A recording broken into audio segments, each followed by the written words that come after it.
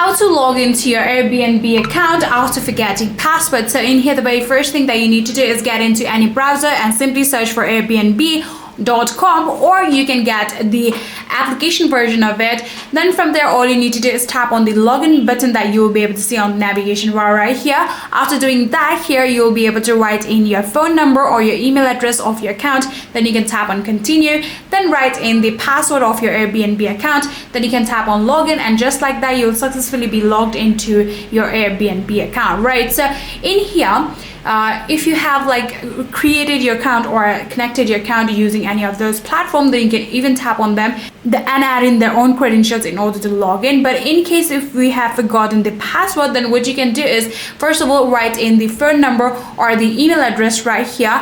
And after doing that, if you tap on continue, there will be the option of writing down the password, right?